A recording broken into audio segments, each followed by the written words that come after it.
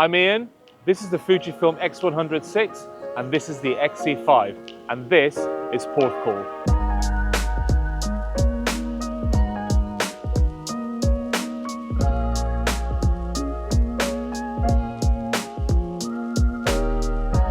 So you're probably wondering, why are we here in Porthcawl Beach? Well, there's a very, very good reason. And obviously with the release of the Fujifilm X-E5, it kind of got me thinking, we can probably combine a little bit about comparing these two great cameras and talk about why they're different and kind of how you can benefit from having either of these. Right over there is one of the oldest theme parks in the country. It's been operational now for 100 years and it's due to close in the next 2 months, I think end of the summer season, October. So we're here to document Coney Beach with these two incredible cameras before it closes down for good. I'm not by any means a street photographer. However, I do have to acknowledge the fact that a lot of street photographers do love Leicas. Now, Leicas is probably synonymous with the word rangefinder. Now, the Fujifilm X100VI is a rangefinder that can be used also as a kind of more normal mirrorless camera with an EVF. I don't particularly like rangefinders when they're used as rangefinders. For some reason, I tend to like seeing depth of field as I change it from fully open, for example, to fully closed down. I really like to see the effects of what my image is having when I'm monitoring. But I do understand that lots of people out there do like the feel and the shooting style of a rangefinder. And it's really, really nice that if you are using this camera as a street photography camera or knowing that you're going to incorporate street into your work, it's really nice that if you wanted to, you can use this like a normal rangefinder.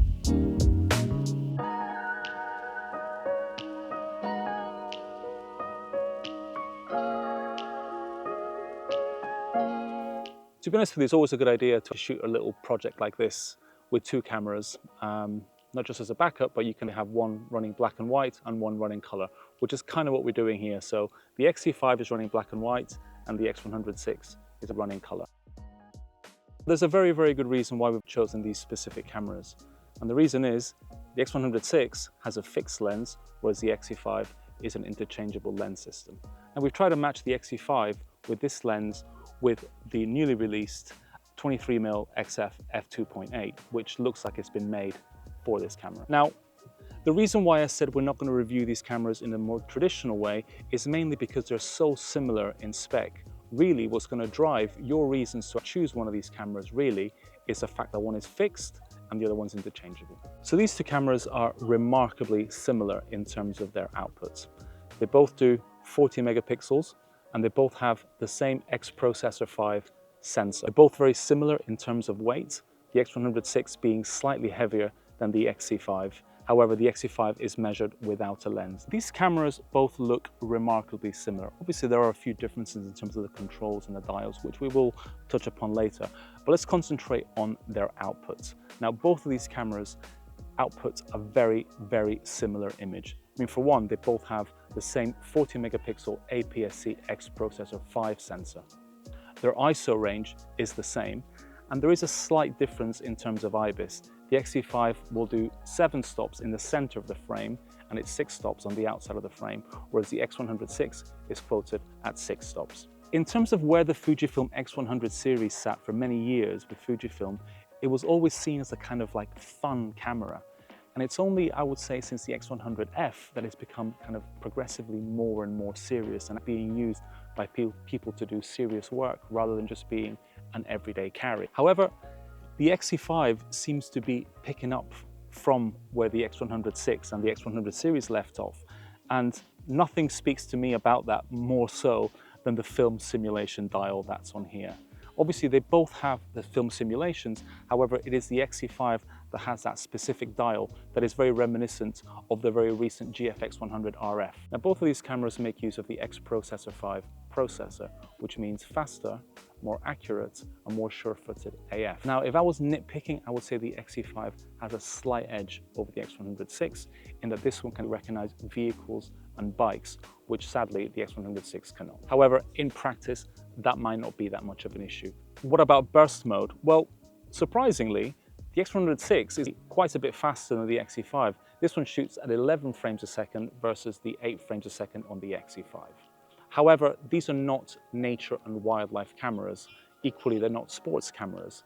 You're usually capturing people and objects, I guess, that are moving a lot slower. So I think that 11 or 8 is pretty good. So one important thing to mention about these cameras' main differences, and one that I think might be of interest to you, is the fact that the X100VI has an ND filter. The X-E5 has not. Now, I've already been shooting a little bit today, and I found that using this camera at f2 with the ND filter makes things a lot easier, which means that you don't have to resort to the electronic shutter. With the X-E5, the electronic shutter will go to ridiculous speeds. However, you are having to employ that electronic shutter to be able to shoot fully open in a day like today when there's a lot of sun. Let's talk about monitoring on these cameras. They both have the same 2.36 million dot viewfinder. However, the one on the X100VI is a hybrid. As mentioned before, you can use it as a rangefinder. In terms of the rear LCD panel, they're not really a flippy one, as I would call. It's more of a takey outy one, which is pretty good for low angles, and they both have the exact same one.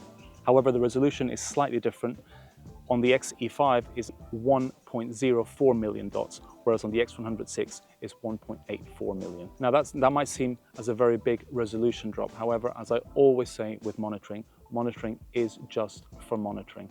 I don't expect to see the same level of quality on the rear screen as I would on my home computer. I've had experience shooting with both of these kinds of cameras, and by kind I mean fixed lens and one with an interchangeable lens system. But specifically with the X100 series, I've shot with an X100F for many, many years. And what I found when I shoot it with a camera like that, especially if it's my only camera, is that you naturally adopt the 35mm aesthetic, both its strengths and its shortcomings. So what I mean by strengths is that you know that it's wide, but not wide enough to distort. So you know you can get away with pretty much anything. If you go into a tight space, you know that you might not have the perfect width, but you can always make it work. Equally with portraits, you have to stand a little bit closer to your subject to get a nice portrait.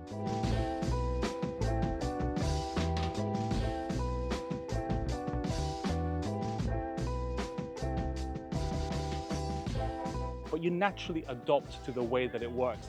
And it means that if you create a mini body of work, which is what we're trying to do here, your images are going to have some cohesion to the way that they look, which I absolutely love.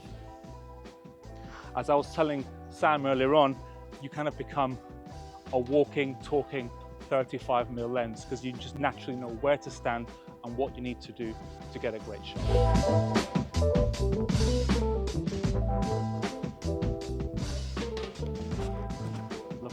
Love her parasol. Now, what's really surprised me about having both of these cameras with me today is the fact that, to be honest with you, whenever I've shot with cameras this small, certainly the X100F, which I used for many, many years, I never really used it for anything too serious. It was largely for whenever I went to somewhere like this, or on holiday, or maybe I was having a trip to a city or something along those lines, but I never really treated it as a camera for serious work. So today, obviously, with this pitch to try and document Coney Beach here, I found that using them as proper cameras is amazing because they're incredibly inconspicuous.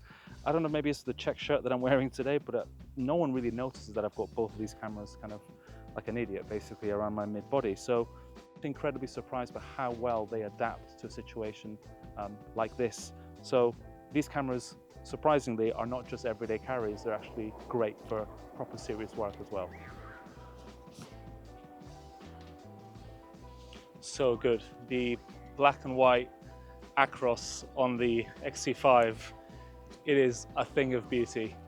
Now obviously I'm biased here because I've been playing around with the Acros preset for years, but I just can't understand why anyone would want to shoot anything other than the Acros preset in a Fujifilm camera. It is absolutely beautiful.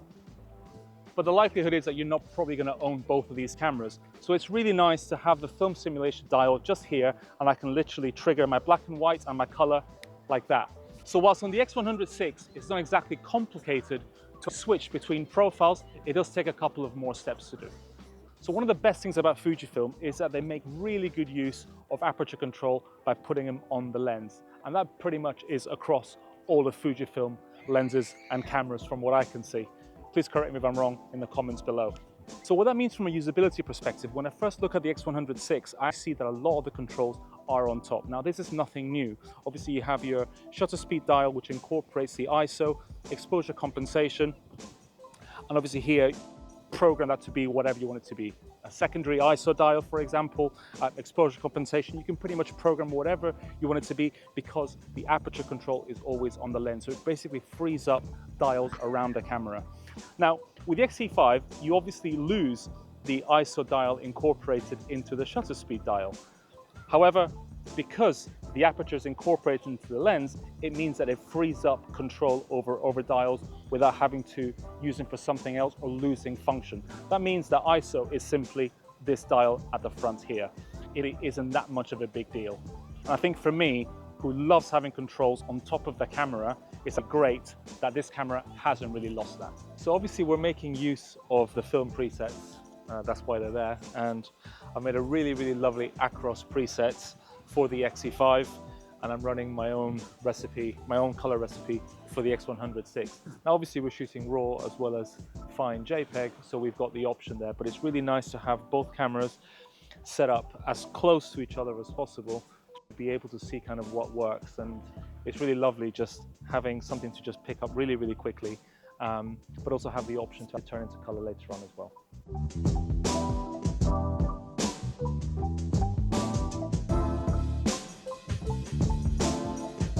The light is absolutely beautiful, really soft, close to sunset. Sun is setting over there behind some heavy cloud. So we're getting lots of lovely, soft, diffused light with a little tinge of warmth. This is what I call kind of Fujifilm territory. This is like really where my cameras like this really shine with really kind of lovely, warm and soft light. So one of the really cool bits of tech that really helps you monitoring and shoot in the style that you want and the way that you want is the crop mode. So this tech is borrowed from the GFX100 RF, I think. So you basically use this lever here and it allows you to implement different crop modes within the camera. So firstly, you have what is effectively a digital crop. That's really using and maximizing the use of that 40.2 megapixel sensor to allow you to crop in. So the first crop is 1.4 times, so 35mm lens, you're talking about 50mm, and then you have a secondary crop at 2 times, which is 35 times 2, which makes it 70mm. Now, obviously you are losing a bit of resolution there, but if you do need to get that shot, you can really make the most out of that really densely packed 40 megapixel sensor.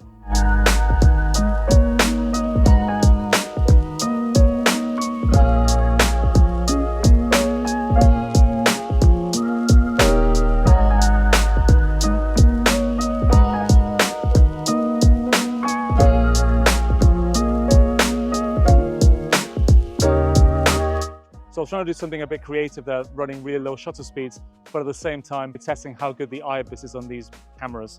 Now, obviously, I thought the X100VI would be really good because of the leaf shutter than the X-E5. I was able to handhold both of them at 1/4 of a second, which I think is really impressive.